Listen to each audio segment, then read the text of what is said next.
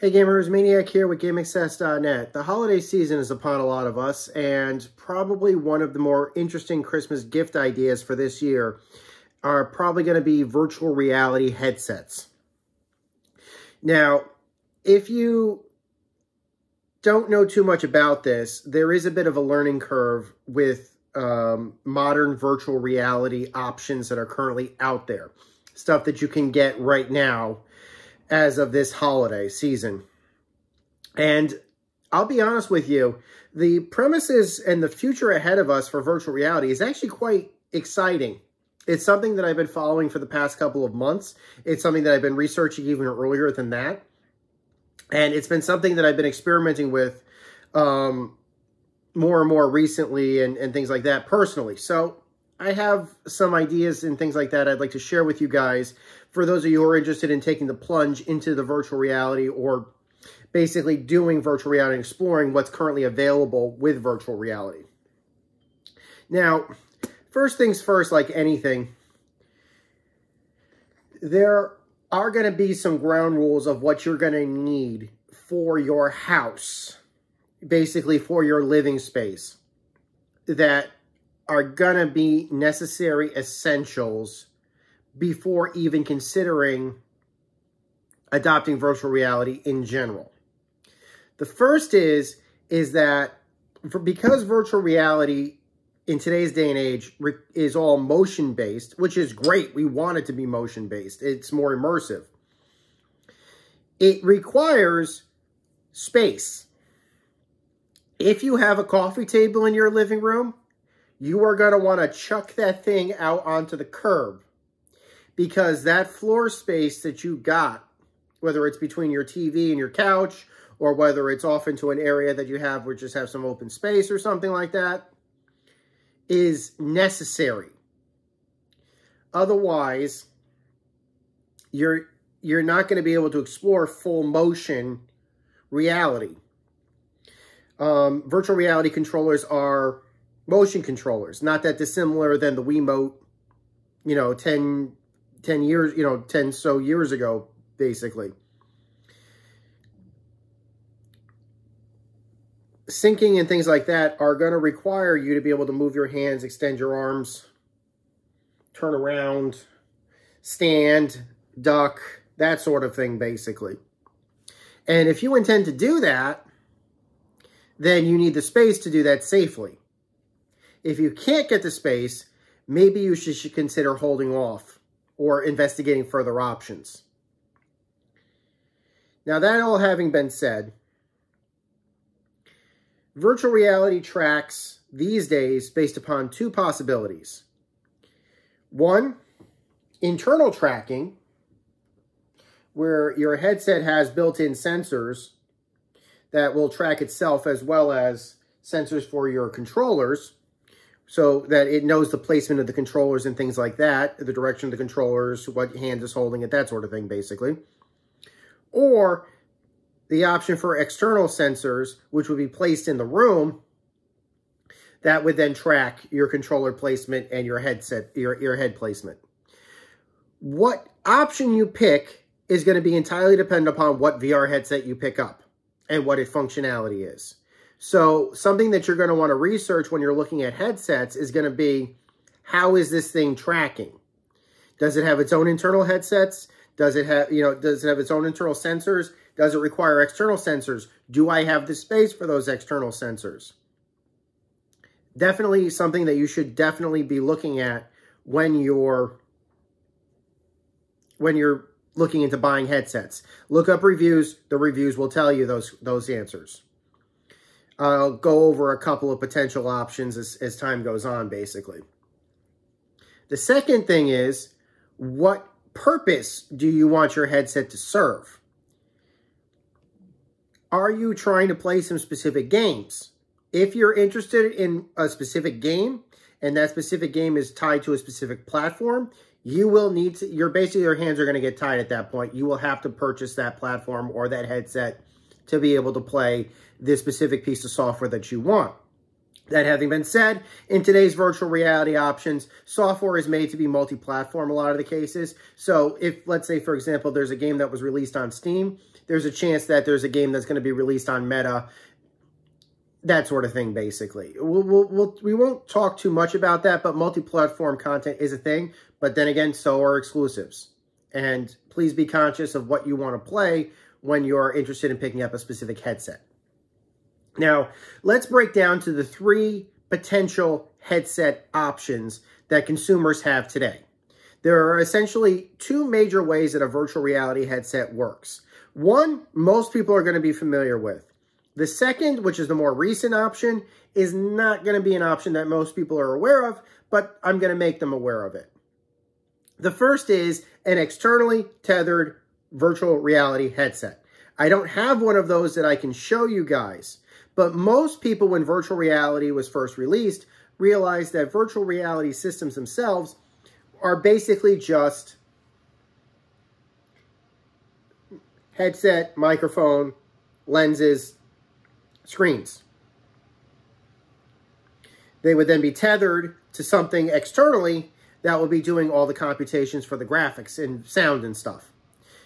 That tradition can continue in today's day and age. We call those typically an option for either a PC-mounted headset or a PlayStation-mounted headset. We're going to talk more about the distinction between the two in just a few minutes. But we're going to start with PC VR as the first option. Now, the first recent options for virtual reality in the modern era has been the PC VR solution, which is that you would have a Windows gaming PC with an application service on it, such as Steam, or the Oculus app installed on it. You would purchase the games through your digital storefront, again, of your choice, whatever would support it. PC has tons of digital storefronts that are currently available out there. And the game would be loaded and ran and processed by your computer's hardware specifically, and then output to your VR headset, either through a video output on your computer or through wireless streaming. What you use depends upon what was the functionality of the headset. Let me just give an example of this because I'm kind of rambling right now. Imagine that you would want to play a PC VR game. You want to purchase a PC VR game on Steam. You would load up your Steam client. You would then download the game to your computer. You would then put on your headset, and then the computer would then output to your headset. The computer's doing most of the work. It's doing all the graphics renderings. It might even be doing the head tracking for you. The headset is basically just receiving the video signal and the audio signal, and possibly sending its positioning information. But that's basically it. That's what it's doing. In order for you to make use of this, you have to have a high-end PC, specifically a gaming capable Windows PC. There are plenty of options that are currently out there. I recently purchased a gaming Windows laptop. You guys have probably seen it in a previous video. There are certain recommendations that are in place for having PC VR experiences with Steam or other services. Particularly, they recommend having the computer, if it's a laptop, plugged into power and plugged into a wired Ethernet connection directly into your router. Some VR headsets will support wireless, transmission of the video signal.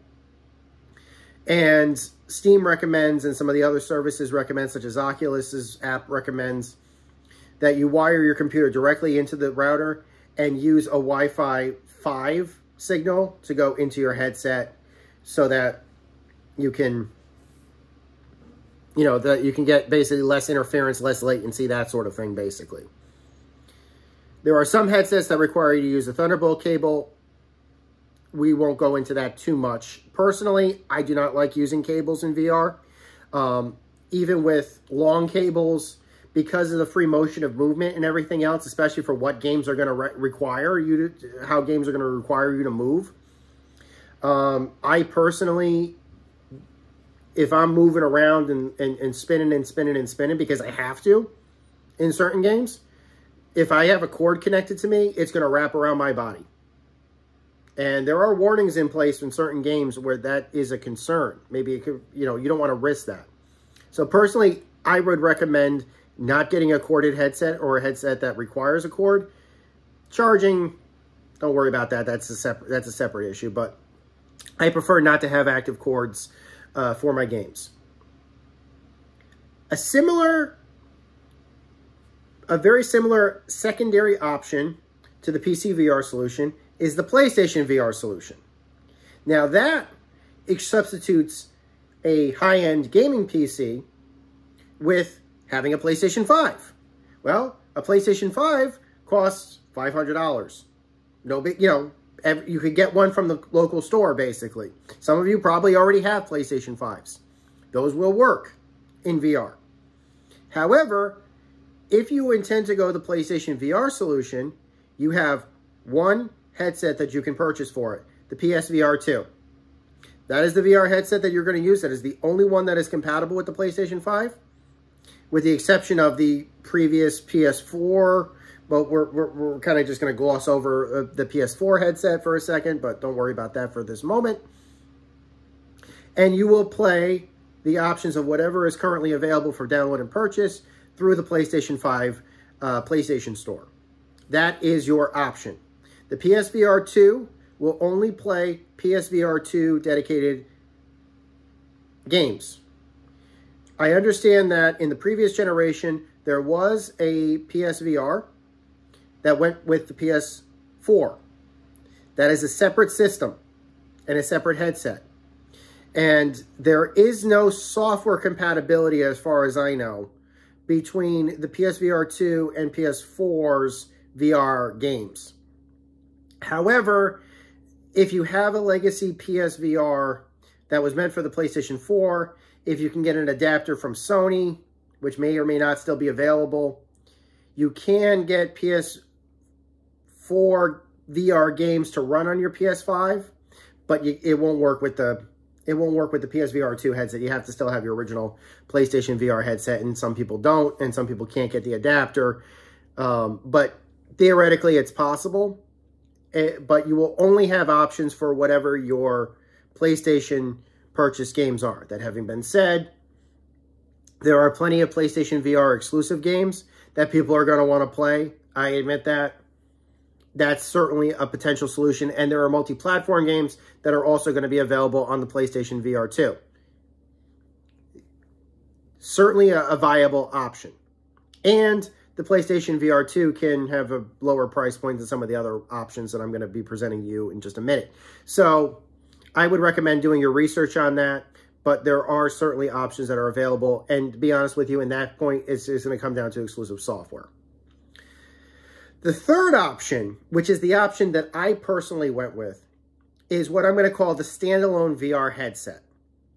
Essentially, it's a tablet-type headset, or it's a headset which I'll kind of equate to like a tablet, basically, in the same way that if you were to purchase a personal tablet machine, whether it's an Android or an iPad or something like that, you pop it open, you activate it, you do a Wi-Fi activation on it, so you get it up and running, and then you can download software directly to the system through Wi-Fi, run that software, obviously you'll purchase it through the digital storefront, you can download it, whatever's offered, and then you would run it entirely on the tablet. The tablet requires no external devices like a PC or a PlayStation for it to operate. It operates entirely independently. It downloads the game straight to the store, directly to the device, and the controllers and accessories all pair directly to the device.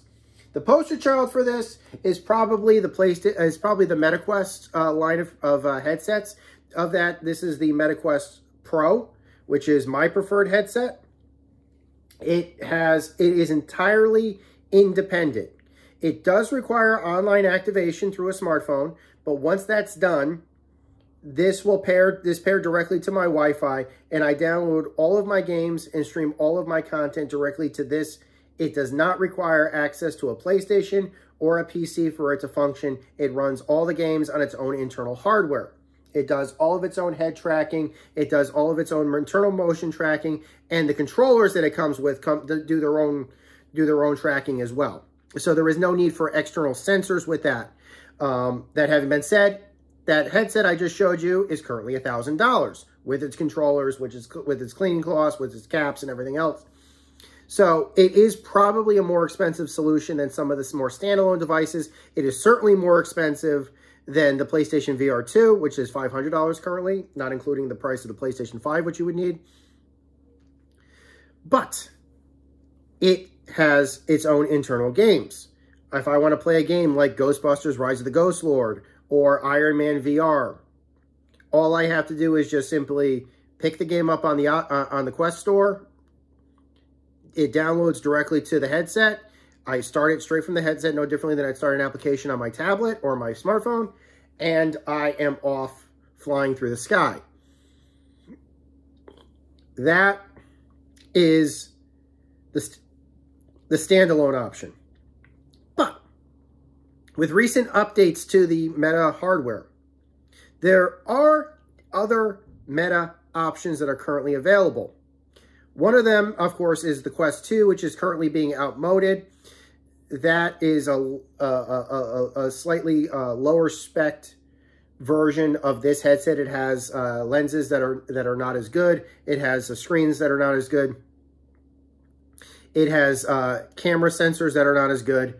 The VR pass-through is not as good.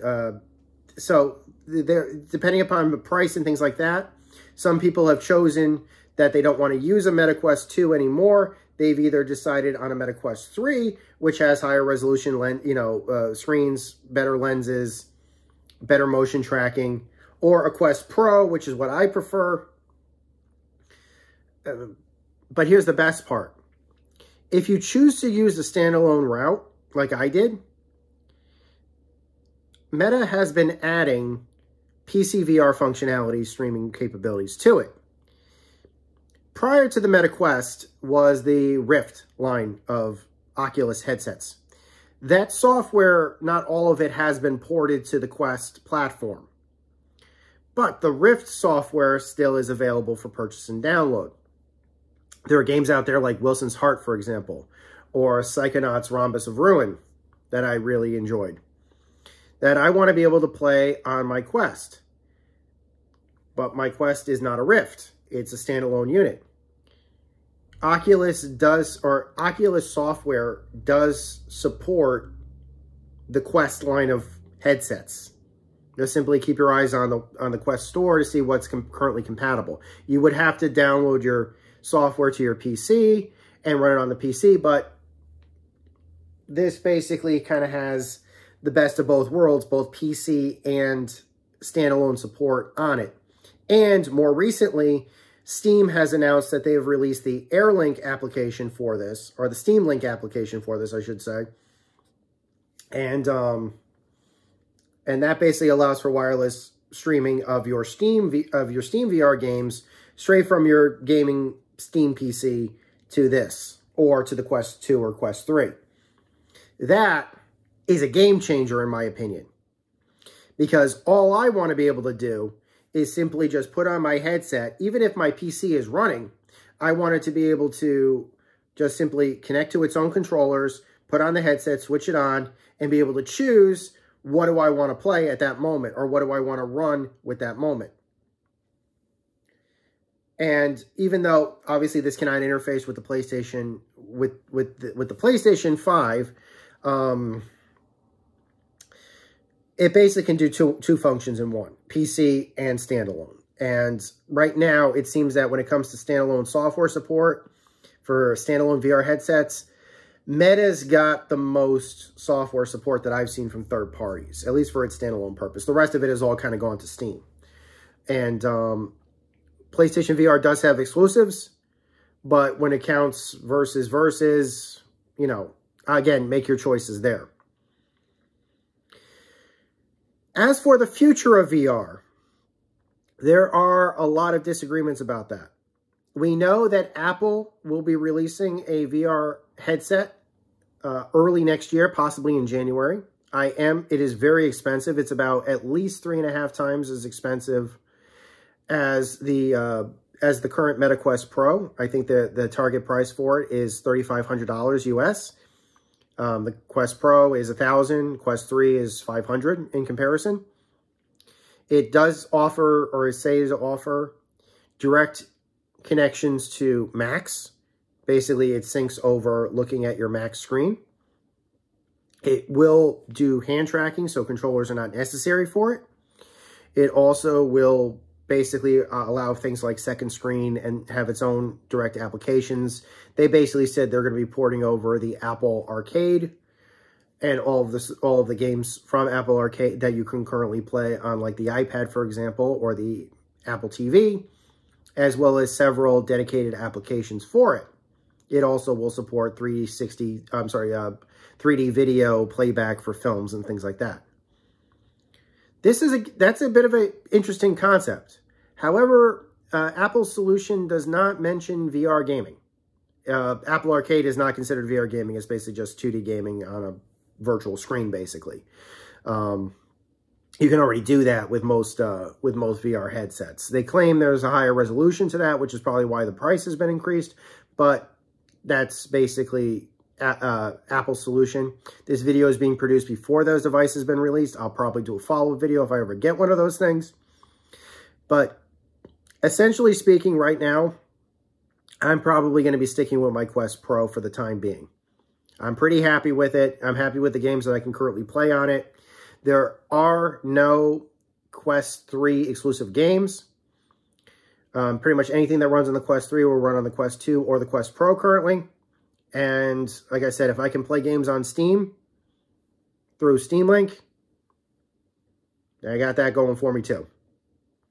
So I'm curious what your thoughts are about VR. For me, it seems like the threshold for getting into it has been broken. I think I'm a little bit ahead of the curve than everybody else is. I am excited about business applications and things like that for it. You know, it's very possible in a year from now, everybody's be walking to the office wearing these headsets. That'd be really interesting indeed. But that's not what this video is about. This video is more just going to, you know, just a little explanation as to what's currently out there, what's currently possible, and so you guys are aware of it. Until next time, guys, my name is Maniac with GameAccess.net. Take care. Over and out.